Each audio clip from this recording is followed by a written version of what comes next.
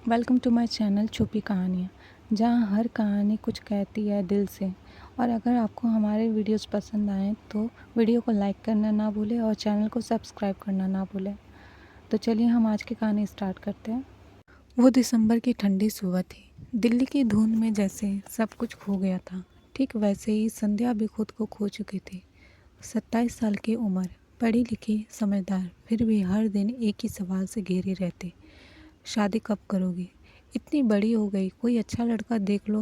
तुम्हारी mummy papa की इज्जत भी कोई चीज़ है। संध्या हर दिन इस सवाल से लड़ती थी, लेकिन जब लड़ाई अपनों से हो तो आवाज़ खुद ब खुद धीमी हो जाती है। घर में रिश्ते की बात चल रही होती है। माँ कहती है, बेटी लड़का बहुत अच्छा है, बिजनेस करता है, अपनी गाड़ी है, अपना घर है, और क्या चाहिए।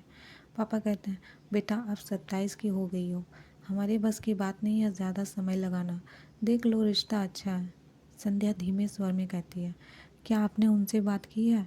वो क्या सोचते हैं शादी को लेकर? माँ झुंझला कर कहती है, अरे सब ठीक होता है शादी के बाद, औरतें सब सह लेती है, हमने भी सहा, तू भी सीख जाएगी। संध्या चुप हो गई। माँ की बातें जैसे कानों में पिघला शीशा बनकर उतर गई। क्या सच में औरत का जीवन सिर्फ सहने के लिए है? क्या मेरी भावनाओं की कोई कीमत नहीं? कैफ़े में दोनों की मुलाकात होती है। राघव 35 साल का, दिखने में ठीक ठाक, पर बातचीत में थोड़ा रूखा। राघव कहता है कि देखिए, मैं सीधा सपाट आदमी हूँ, शादी में बहुत इमोशनल ड्रामा पसंद नहीं है। मैं चाहता हूँ मेरी बीवी घर संभाले, बाहर की दुनिया मुझे संभालने दो। संध्या थोड़ा सोचकर कहती है, और अगर मैं कुछ अपना करना चाहूँ तो? राघव हंसकर जवाब देता है, तो फिर आप रेस्ट ले सकती हैं, आराम ज़रूरी है औरतों के लिए। संध्या को ये बात चुभी, लेकिन फिर भी मन को समझाया, शायद शादी के बाद समझ जाएं, शायद ये उनका तरीका हो प्यार जताने का। शादी की चकाचौंध अब कमरे के अंदर बंद दरवाजे के भीतर सिमट चुकी थी। कमरे में फूलों की सजावट थी, धीमी रोशनी, पर संध्या का दिल किसी वीराने जैसा सुना था। वो लाल जोड़े में चुपचाप बैठी थी, आंखों में घबराहट थी और मन में सवाल, कैसा होगा ये रिश्ता? क्या वो मुझे समझेगा या फिर बस? तभी दरवाज़ा खुला। राघव का कमरे में दाखिल हुआ। एक नज़र में ही उसे ऊपर से नीचे तक देखा। उसकी आंखों में कोई अपनापन नहीं, सिर्फ एक अधीरता थी। राघव कहता है, अब बहुत हो गया ये साज श्रृंगार, अब असली शादी शुरू होती है। संध्या का दिल ज़ोरों से धड़कने लगा। वो धीरे धीरे कुछ कहना चाहती थी, कुछ वक्त चाहती थी, थोड़ा अपनापन, पर राघव ने ना कोई बात की, ना कोई एहसास। उसने संध्या के घूंघट को ज़ोर से हटाया, जैसे किसी चीज़ से पर्दा हटा रहा हो, ना कि एक औरत से। संध्या धीमी आवाज़ में कहती है, राघव मुझे थोड़ा वक्त चाहिए, पहली बार है। राघव तेज़ और रूखा जवाब देता है, अब ये सब नाटक मुझ पर मत चलाना, शादी हो चुकी है, अब तुम्हारा शरीर पर मेरा हक है। वो एक झटके में उसके पास आया, उसकी चुन्नी को नीचे गिराया और बिना उसकी आंखों में देखे उसके होंठ दबोच लिया। संध्या कांप रही थी, वो रोना चाहती थी, लेकिन आवाज़ भी नहीं निकाल पाई। उसने मेरे डर को नहीं देखा, मेरी झिझक को नहीं समझा, उसे सिर्फ अपना अधिकार चाहिए था। राघव ने उसकी बाहें कसकर पकड़ी और उस रात बिना इजाज़त के, बिना सहमति के संध्या का पहला मिलन हुआ, जो प्यार नहीं, ज़बरदस्ती था। संध्या के अंदर की चीख कहती है, उन्होंने कहा था शादी के बाद सब ठीक हो जाएगा, पर यहाँ तो सब टूट गया, शरीर को रौंदा गया, आत्मा को किसी ने छुआ तक नहीं।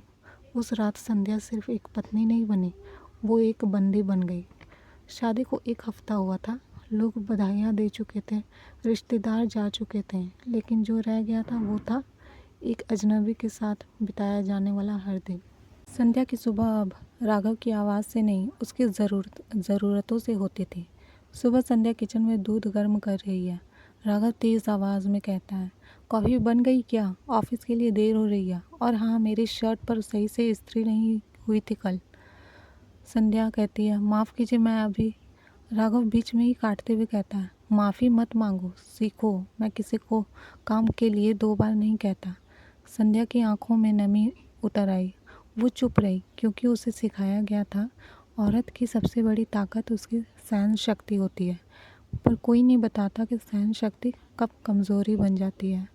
रातें अब एक सज़ा बन चुकी थी। हर रात संध्या को डर होता। आज फिर। राघव संध्या के पास आते हुए कहता है, तुम्हारा मूड नहीं है? तुम्हें मेरे लिए तैयार रहना चाहिए। बीवी बनना सिर्फ नाम की बात नहीं। संध्या धीमे स्वर में कहती है। राघव प्लीज़, आज मैं थकी हूँ। राघव गुस्से में कहता है, थक गई? दिन भर घर में बैठकर क्या करती हो? औरतें तो आराम ही करती है। घर में बंद रहना क्या आराम है? अपनी मर्जी से ना जीना क्या वो ज़िंदगी है? उसने फिर चुपचाप सब सहा, क्योंकि अगर वो कुछ कहती तो जवाब मिलता, बीवियों को मना करना नहीं होता, ये तो प्यार है। एक दिन संध्या तेज़ बुखार में तप रही थी। कपड़े बदलने की ताकत भी नहीं थी। राघव बिना देखे बोलता है, खाना बना दिया है ना? मुझे मीटिंग में जाना है। और हाँ, रात में लेट आऊँगा, तैयार रहना। संध्या कांपती आवाज़ में कहती है, राघव मुझे डॉक्टर के पास ले चलिए, बहुत तेज़ बुखार है। राघव बिना रुके कहता है, डॉक्टर? तुम बस नाटक करती हो। थोड़ी बहुत बीमारी तो सबको होती है, पर काम करना बंद नहीं होता। मैं बीवी नहीं, एक मशीन बन चुकी हूँ जिसे सिर्फ इस्तेमाल किया जाता है। तभी संध्या की दोस्त अनुष्का कॉल करती है। अनुष्का कहती है, कहाँ गायब हो गई है तो? शादी के बाद तो जैसे गुम ही हो गई है। संध्या हंसी के पीछे हुआ छुपा हुआ दर्द में कहती है, सब ठीक है, बस थोड़ी व्यस्त हूँ। तेरी आवाज़ बता रही है सब ठीक नहीं है। कुछ भी हो, याद रख तू अकेली नहीं है, जब चाहे बोल देना।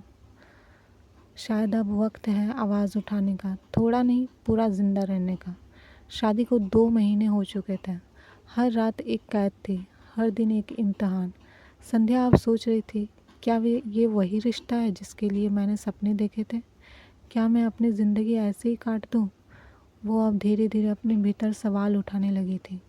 अब शादी को 3 महीने बीत चुके थे। संध्या का चेहरा पहले जैसा नहीं रहा। उसकी आंखों की चमक बुझ चुकी थी। आवाज़ में आत्मविश्वास नहीं, और हंसी वो तो कब की कहीं खो गई थी। लेकिन कभी कभी सबसे गहरी रातों में ही कोई चिंगारी जन्म लेती है। संध्या रात को अकेली बैठी है और अपनी डायरी में लिख रही है, राघव हर रात मेरा शरीर छूता है, लेकिन मेरी आत्मा से कभी नहीं जुड़ता। मैं अब महसूस नहीं करती, मैं बस जी रही हूँ, पर खुद से बहुत दूर। डायरी पर एक आंसू गिरा। संध्या मन ही मन कहती है, क्या किसी शादी में इतना अकेलापन होना चाहिए? क्या मैं गलत हूँ या ये रिश्ता ही गलत है? एक दिन एक पुराना नोटबुक उसे मिलता है जिसमें उसके कॉलेज की कविता होती है। मैं हवा बनकर उड़ना चाहती थी, किसी आंधी में नहीं खोना चाहती थी। उसने खुद से सवाल किया, कहाँ खो गई वो संध्या? क्यों आज मैं इतनी कमज़ोर महसूस करती हूँ? संध्या अनुष्का को कॉल करती है। संध्या धीमी पर डरी हुई आवाज़ में कहती है, अनुष्का क्या तुमसे कुछ कह सकती हूँ? अनुष्का फ़ौरन कहती है, हाँ बोलना। सब ठीक है? संध्या रोते हुए कहती है, सब कुछ टूटा हुआ है अनुष्का, मेरी शादी, मेरा मन, मेरा शरीर, सब। राघव मुझे छूता है बिना मेरी मर्ज़ी के। वो कहता है बीवी होना मतलब उसकी हर बात मानना। अनुष्का गुस्से और सहानुभूति से कहती है, संध्या तुझे पता है ये क्या है? ये सिर्फ शादी नहीं है, ये इमोशनल और मैरिटल अब्यूज़ है। तेरी चुप्पी उसकी ताकत बनती जा रही है। अब समय है तू बोले, तू लड़े। अगली सुबह पहली बार वो आईने में खुद को देखती है। थोड़ा डर भी था, थोड़ा जोश भी। अब नहीं, अब और नहीं। राघव रोज़ की तरह फिर कहता है, रात में तैयार रहना, और हाँ, मेरी कमीज़ प्रेस नहीं हुई कल, शर्म आनी चाहिए। संध्या सीधी नज़र में देखकर कहती है, अब शर्म मुझे नहीं तुम्हें आनी चाहिए राघव। राघव चौंक जाता है, क्या मतलब? संध्या कहती है, तुमने कभी मुझसे पूछा कि मैं क्या महसूस करती हूँ? क्या मैं तैयार हूँ? क्या मैं खुश हूँ? नहीं, तुम्हारे लिए मैं सिर्फ एक शरीर रही हूँ, पर अब नहीं, अब मैं एक इंसान हूँ। राघव चीखते हुए कहता है, ज़्यादा बोलने लगी हूँ, 2 थप्पड़ लगेंगे तो? हाथ उठाया तो सीधे पुलिस बुलाऊंगी, संध्या ने कहा। अब मैं डरने वाली औरत नहीं हूँ, मैं वो संध्या हूँ जो खुद की लड़ाई खुद लड़ेगी। ये पहली बार था जब संध्या ने अपनी आवाज़ को सुना, और ये आवाज़ कमज़ोरी नहीं, ताकत थी। संध्या ने आवाज़ उठाई थी, अब उसके कदम थमने वाले नहीं थे। वो जानती थी कि इस राह में समाज की उंगलियां, माँ पापा का संकोच और कानूनी लड़ाई होगी, लेकिन अब उसने खुद को थाम लिया था। संध्या वकील के पास जाती है डिवोर्स के प्रोसेस के लिए। वकील कहता है, आपकी शिकायत मैरिटल अब्यूज़ और इमोशनल टॉर्चर के अंतर्गत आती है, आप केस फाइल कर सकती हैं, तलाक और सुरक्षा के लिए भी। संध्या कहती है, मुझे अब पीछे नहीं हटना है, मैं इस रिश्ते से निकलना चाहती हूँ, ये शादी मेरे लिए बंधन नहीं बेबसी है। तभी उसकी माँ घबरा कर कहती है, लोग क्या कहेंगे, तलाक का नाम लोगे तो समाज में कौन मुंह दिखाएंगे। संध्या आंखों में आंसू लेकर कहती है, माँ जब मेरा शरीर रोया आपने नहीं देखा, जब मेरी आत्मा टूटी आपने नहीं पूछा, अब जब मैं जीना चाहती हूँ तो फिर लोगों का डर क्यों। पापा धीरे से कहते हैं, बेटा तू अगर खुश नहीं थी तो बोल क्यों नहीं पाई पहले। संध्या कहती है कि क्योंकि बचपन से चुप रहना सिखाया गया, आज पहली बार बोल रही हूँ। मैं एक बेटी हूँ पर इंसान भी हूँ। संध्या अब घर से निकल चुकी थी। वो नई उड़ान नाम की एक एनजीओ से जुड़ती है जहाँ वो ऐसी औरतों की मदद करती है जो घरेलू हिंसा, मैरिटल रेप और मानसिक प्रताड़ना झेल रही है।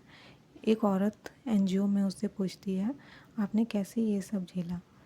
संध्या कहती है, मैंने नहीं, मेरी चुप्पी ने झेला। अब मैं बोलती हूँ ताकि कोई और चुप ना रहे।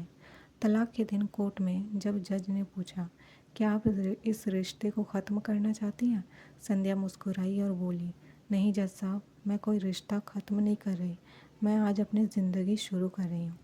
साल भर बाद संध्या अब एक सशक्त आत्मनिर्भर महिला बन चुकी थी। एनजीओ में उसका काम बढ़ गया था। अब वो ना सिर्फ महिलाओं को सलाह देती बल्कि वर्कशॉप्स, काउंसलिंग और लीगल हेल्प तक दिलवाती थी। वो शादी जो कभी मेरी सज़ा थी आज मेरी सबसे बड़ी सीख बन गई है। मैं टूटी थी लेकिन बिखरी नहीं। अब मैं हर उस औरत की आवाज़ हूँ जो चुप रहकर मर रही है। अगर आपको हमारी ये इंस्पिरेशनल स्टोरी पसंद आई तो हमारे चैनल को ज़रूर सब्सक्राइब करिए और वीडियो को लाइक करिए।